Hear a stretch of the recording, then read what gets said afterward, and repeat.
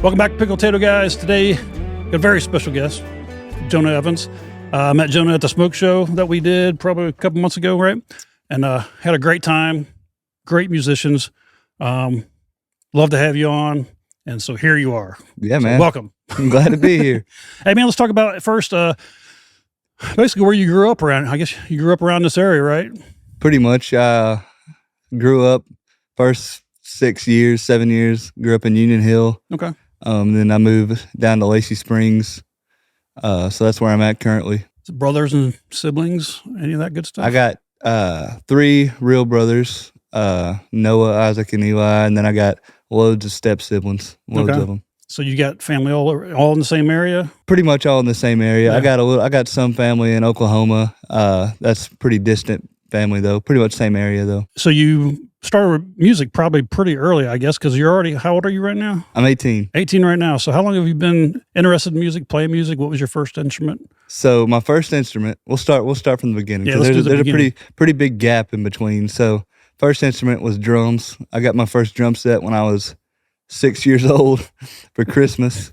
I played them, I banged on them a little bit, and then I got where I could keep rhythm, and then I just lost interest because I was 7 years old. You jump from one thing to another. So did you have a kit, or was you just banging on stuff? No, I had a kit. Okay. My grandpa, he's a big time music fan. He's used to be in bands back in his day, years ago. So he's always pushed the music on me, and it was just landed. I'm just here now. It's what I do. So you said there was a pretty big gap between where time you're playing drums and then something else? Yeah. So I played drums from about 6 to 7.5, maybe 8, 9, and then I stopped and just played sports growing up. And then and then one of my buddies was looking for a band my 8th grade year. He's going to start a band. And anybody play drums? And I was like, I used to when I was like 7. So I played in that band for about a year. We did 1-2 gigs, and we didn't get paid anything. One time we actually got paid in sweet tea. That was interesting. But that's not bad. I mean, how good it was. I was there for it, you know. And it wasn't good. That's the thing. It was not good. Well, sometimes the experience alone is payment, especially when you're starting off, right? So yeah, just to get the bugs out. Right. And then after that, I was kind of stuck in between guitar and drums and singing. So I played drums in another band called Gypsy Monroe for about a month, and then we found a drummer, and then we're looking for a singer. And then I just decided to move up front. This was when I was 15 at the time. Can I pause you there for a second? Yeah. So the only thing that you did play was drums, and then you said you started singing guitar and drums. So when did the guitar come into place? So I got a guitar for Christmas when I was like 15, 14. I got a little Fender acoustic, and I learned how to play "Wish Grandpa's Never Died" by Riley Green, and I just strummed some country songs every now and then. But it wasn't nothing I was really serious about. I was just kind of playing to say I played guitar, Yeah. And then that's pretty much it. I just fell away from it. Fell away from guitar for a while. Played drums in the Brett Parker band. That's what it was called. And then I played drums for Gypsy Monroe for about a month. And then I moved up front for Gypsy Monroe when we found a bad to the bone drummer named Mike. He played with us for a while. And then I've been up front ever since. Gypsy Monroe, we kind of moved on. Our bass player is like a super genius pretty much. So he went to college and stuff. Yeah. So his name's Taylor.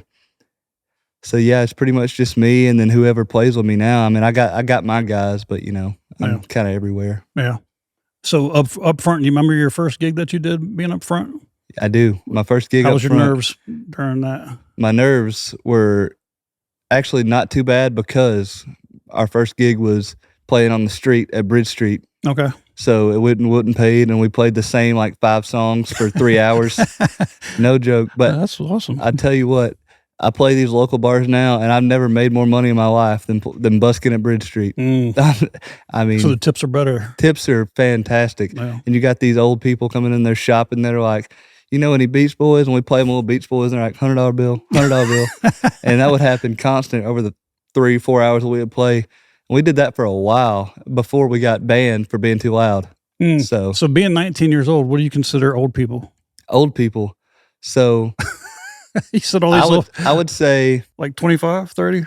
no. I would say so. Old people to me are people that act old. Sure. I know some old guys that can get around on a stage better than I can. Yeah, Yeah, I'm just busting on you a little bit because I consider myself old. I don't.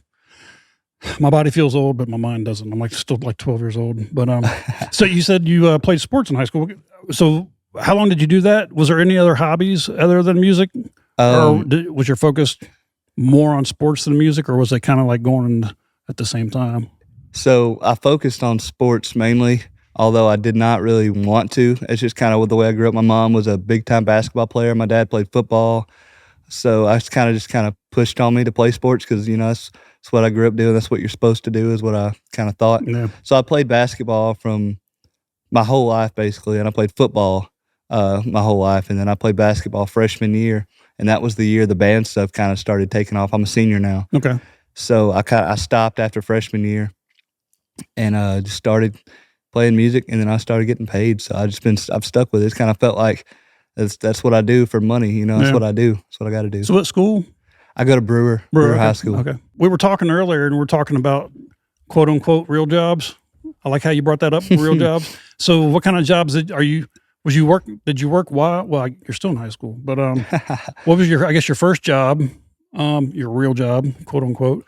And are you working a normal job now? So now remember, you said real job, so I'm just reiterating what real you said. job. Yeah, real job. So my first real job is it was TNT Fireworks. Okay. I worked there in the summer because my grandma knows the owner and Did stuff. you get a discount? I did. I got a big discount. I got 50% off from that joint. So that was Me and you got to talk. You going back? Probably not going back, but I could probably still get you that discount. Okay. And then when I got my driver's license, I started working at Publix, and I still work there once or twice a month, basically, because my mom makes me. So she kind of pushed me to keep that one just in case I break my fingers or something. But she knows it's what I'm going to do pretty much. Well, I've heard of part-time, but that's like real part-time. That's like how do they keep you on the part-time? I call it my own time. Do you pick your hours? Or I do. That's what Public's good about. Okay. I can say if I only want to work Mondays every 2 weeks, they're cool with that because I'm part-time. 1, 2, they know music is what I do also. Because my grandma also used to work there, and you want to talk about somebody advertising, that she is one heck of an advertiser. Yeah. Yeah. So what do you do on your downtime if you have any? I write songs. That's downtime to me is sitting on the couch with a guitar in my hand. So that's pretty much all I do. And then I hunt and fish. I hunt all the time, and then I fish when it's not hunting season every now and then. Mostly hunting though, and writing songs, and pretty much it. So how do songs come to fruition with you? I mean, is it just life experiences, or are you driving down the road sometime and you see something and you're like, oh, that needs to be a song? How does some of this stuff pop in your head to be able to write songs? So my buddy Chris, he's my guitar player, best friend in the world. He calls it my John Lennon moments. Yeah. So somebody will say something and I'll be like, hang on, run that back. What'd you just say? And he'll be like, oh, here he goes. And I'll go right to my notes and write it down. Yeah. So it's pretty much inspiration, and then like life moments sometimes. I'm only 18, so I hadn't really been through all the chapters yet, but pretty much just inspiration. I listen to a lot of music too, so I get a lot of inspiration for those, and like kind of spin off some songs too every now and then. You'll probably never hear those ones because they're not really my songs technically. Yeah. I mean, they are, but they're not. So. Well, have you had your heart broken yet? That's pretty good inspiration. That is a good inspiration. Probably yes, but not by like a girl, not like in a relationship standpoint. Yeah. Like tell you what the biggest heartbreak is: losing a 6-pound bass. That's a heartbreak right there. And missing a bow or missing a deer with your crossbow. Well, that's pretty hard. So you can't be too hard on yourself for that. I almost threw up. That's how bad it was. So that's kind of, or then running a turkey off because you're too loud or because it sees you. Mm-hmm. That's my heartbreak right there. I bet you can write some good songs while you're there in the stand. Or I got some hunting songs for sure. It's a sport of patience. So yeah, sitting there quiet, your mind racing. I'm sure that's a perfect time to start jotting stuff down. Yeah, so I do sometimes, and then if it's it's a good day, then maybe I'll write a whole song up there, and then or just write ideas, and then pick up my guitar when I get home and kind of scratch out what needs to be scratched out, and then some of it. I got a whole list on my phone of song ideas, and it's just like things I think of or hear or some stuff like that. Let's kind of move a little bit forward and talk about some of the stuff that you're doing now. Well, something I've been asking a lot of, especially musicians that come on here, I guess only musicians when they come on here, without naming names, unless you want to, I'd like to know what is your worst and favorite place that you've played. And I'm sure you've heard me ask this to other people, and you probably thought about it knowing you're coming on here. I have, and I'll tell you both of them. Okay. With colors. So my favorite place that I played is the Von Braun Center because that was insane. Yep, we're going to talk about that later. So okay, yeah. And then my least favorite place that I played is Bridge Street because they banned me because we were playing rock and roll music too loud, and they didn't like it. Yeah, but you had your best tips from there. I had my best tips from there, but those just were a bad taste in your mouth, I guess. Some of the worst people you could ever deal with. And it's under new Tanger Outlets bought it now, and some security guards ain't the same, but I'm gonna go ahead and just drop a name. Sergeant Howard, if you see this, buddy, you ruined my life for about 2 weeks. And I get paid now, so I'm just gonna let you know that, buddy. Yeah, and we can pick an address and go talk to him. If you want. I don't know where he's at. He got fired actually. So is that a Huntsville police, or is that just security guys there? Well, we ain't gotta say. Yeah. We don't want to cause too much. It was security guards. Okay, so that's. I guess what I'm asking is, do they have the jurisdiction over on this side of the road? No, they don't. They don't. He don't even have jurisdiction when I'm across the street from that place. Yep. That dude, I don't know. He just left a bad taste in my mouth. His attitude. Yeah, some people are like that, man. Don't want to see anybody else have fun. Exactly. So where would you like to perform that you haven't yet? Grand Ole Opry. There we go. Yeah, or the Ryman. Yeah. I play in Nashville. I play Tootsie's a lot in Nashville, and the Ryman's the back door Tootsie's. So every time I walk in that back door, I'm just like looking at it like I could just. The only thing stopping me from walking on stage and kind of. Or will they let you? No, they won't. The only thing stopping me from getting that place is a lock on the door. I tell you that much. I wish, but one of these days. Well, so who are some of the artists that you've played with that are, I mean, obviously you're notable in this area, and we'll talk about why I think that is, but who are some of the artists that you think that you want to work with in the area or even outside the area that you? That's a good question. So artists outside the area, I'm a big songwriter guy. So like all these songs that you hear and you love, I always go to see who wrote the songs. Then I start following them and talking to them a little bit. So that's pretty smart. Yeah, I make a lot of connections that way. Yeah. I'm gonna say that I want to work with, and that I hopefully will soon, is this guy named Adam Hood. He's one of my biggest inspirations in songwriting, and then also this guy named Eric Dillon who writes some tear jerkers. But he is a fantastic songwriter, and they're both. I know Adam's from Alabama. He's from Opelika. And I just met him after the smoke show at the Furniture Factory, actually. And then Eric, I believe he's from Alabama. I'm not really sure what part, but he's a fantastic songwriter too.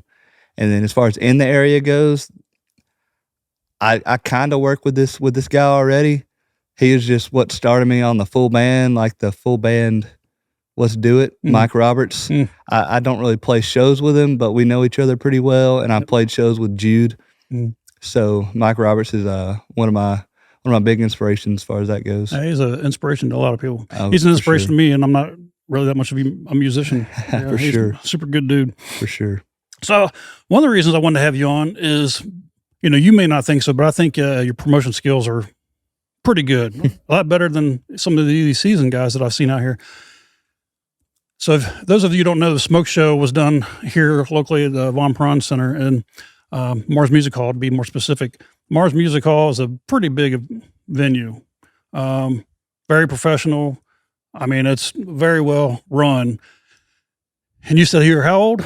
I'm 18. You're 18. 18. So how in the world did you, well, maybe we should start what the Smoke Show was first, and then we'll talk about that. So the Smoke Show, what was that event? So the Smoke Show, it was supposed to be, so I talked to some of the guys in the area, some of the younger guys. I love the older guys, but I like to see the younger guys kind of get on some big stages, So it started off with me texting my buddy Dylan Johnson, wanting to do. Dylan's in a band too. Dylan's in Alabama Heathens, Okay. who I think you've had on here. Yep. So Dylan, I texted him, and I texted my buddy Trey Nichols from Muscle Shoals. That's Gary Nichols' son. Okay. I texted them, and I was wanting to put on just a bigger show because we play for the same crowd every weekend, and I can only imagine what our crowd looked like if we all got together and did it. Yeah. So that's kind of how that came about. We had a show booked in September in Chattanooga at this little place, this little venue. That ended up not happening because I sent a shot in the dark email to the BBC. So the BBC got back with me, which I was stoked that they even replied to it Sure. because that was a big thing to me. They got back to me and they said they liked the idea and they would like to do it. And then we started talking about who's going to play it and stuff. And then they started hit me with a payment, They started talking about finances. They started talking about finances, Yeah. right? And I thought that the number they sold me is what I was going to have to pay them, because after they replied to me, I immediately went up and saw how much it was to book that venue, Mhm. and it was $6,000. And I was like, oh man, I hope that's not what they mean. So they started talking about finances. Mhm. They sent me They said you like a number right. They of sent, what it was, and you were like, man, we can't come up with this. right. They sent me a number, and I was like, there's no way we can come up with this in a month's time without sponsors and stuff. And we don't have enough time to get sponsors in a month's time. So I didn't reply, which I should have replied, but I didn't. And then they texted me a couple days later. Well, the reason you didn't reply was probably because you were texting those guys that you were, hey man, we can do this, but we got to come up with this amount of money. And they were like, we can't do that. I was trying to. I was going to do everything in my power to come up with it, but I knew it probably wasn't going to happen. Yeah. So I texted them and told them never mind. And then they got back with me a couple days later, and they were like, "Hey man, hadn't heard from you in a while." So BBC got back with you. Yeah, okay. The BBC got back with me, and they were like, "Hadn't heard from you in a while." And I was like, "Yeah, man, sorry, we can't really come up with that kind of money. You know, we're just a bunch of local guys that want to put on a big show." And they're like, "No, this is what we pay you." Yeah. So my jaw just dropped. I immediately called all the guys and then started texting. Game on. Yeah, pretty much. Yeah. I was freaking out. I called my guitar player, and I was like, "Oh my God," you know. And so we ended up planning it from there, and they advertised it a couple weeks later, and then it just kind of to the moon from there. It was a great turnout for a month's planning. Yeah, we was there, and as you guys might know, if you're part of our Facebook page, we did a live while we was there, and it was a great turnout. I mean, everybody that you had on there was did an awesome job. Shout out to VBC for giving you guys a chance, or even, you know, I'm sure they made money because I was there, and there was a pretty good crowd. So for sure, they made their money, which is what they should do, right? So yeah, that's like I said, shout out to those guys for giving you a shot. But that's what I'm talking about, your promotion, how you know, shot an arrow out there and it stuck. Yeah, I mean, that was just that probably gave you a lot of confidence to absolutely try to go do other stuff. Absolutely. I as soon as it stuck, I kind of went to the moon with it, and then after it happened, we were all kind of settling down from it because that was a big night. Yeah, I've never felt any adrenaline like that ever in my life. So that was a big night for all of us. And man, you should have seen us in the hallway. You probably will when I have a video come out, because we had a videographer film us backstage, and we were bouncing off the walls. I mean, it was wild. Yeah. So and you saw us play. It was to the floor the whole time. So that was just a big moment in our career. And as far as promotion goes, BBC, they're pretty good at promoting, and I did a lot of it myself too. Mm-hmm. So I guess I got a natural gift at promoting or whatever. Let's take a real quick pause. We'll be right back. Find hidden gems in the music scene. Then check out what Bud Gamble has been working on over at Off the Charts, where Bud writes columns about lesser-known bands and highlights them. Become well-versed in the local music scene today. Hey, welcome back. We had to take a real quick break, but we're back, and we were talking about Pete, right? Pete. There's a lot I could say about Pete. I'll tell you that much. Well, he's like a jack of all trades. Pete is our sound guy. Mm-hmm. He is our backup drummer. He is one of our promoters, because his son Chandler Dawson's obviously my drummer. Okay. And he is kind of like the band dad, if you know what I'm saying. He kind of makes sure nobody kind of does us wrong. He's probably one of the guys I talk to most backstage there. Super good dude, and he seems like he keeps you guys grounded a little bit. Is that a correct statement? He tries to, and I give him a hard time a lot, and he gives me a hard time too. And we kind of butt heads, but you know, it's business. It is what it is. Sure. We know we can't really do a whole lot without each other. So yeah. So on that same lines of promotion, you know, I'm sure that gave you a lot of confidence to be able to, hey, if I can do this, let me start shooting some more arrows. So you had an arrow that you shot recently and it stuck. Where was this at? So this arrow that I just shot was at the camp. I went to my buddy Lenny over there about doing a Alabama Smoke Show Unplugged, which is a writer's round for all original music, all original Huntsville music, well, just Alabama really. And he thought it was a good idea, so he got in contact with his booking guy, Adam. Mm-hmm. Adam liked it, and we talked about it over the phone. And so that's going to be taking place on September 17th. Okay. This may or may not be out by then. We'll see.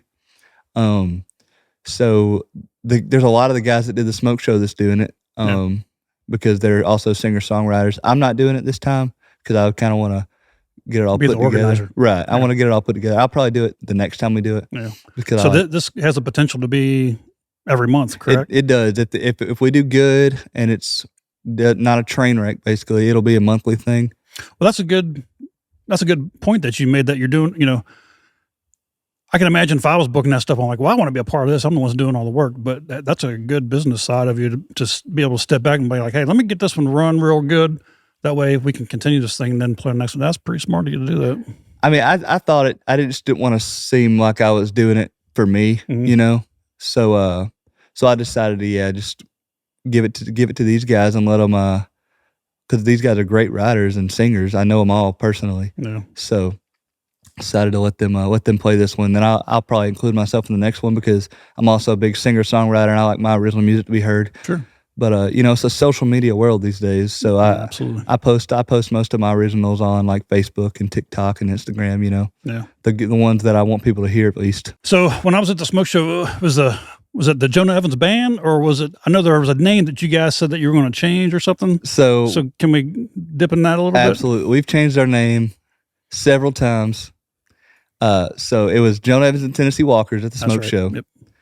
And then it was 30-Aught Silver because we decided to do more of a band thing. And up until right now, up until a couple weeks ago, I told the guys, I was like, guys, it's kind of hard managing myself and then the band thing too, because you know my guys play with other people. They're hired musicians also. Okay. So you know there can always be a Jonah Evans without the same guys playing, but there can never be a 30-Aught Silver without the exact same guys playing. You know what I'm saying? Gotcha. Yeah.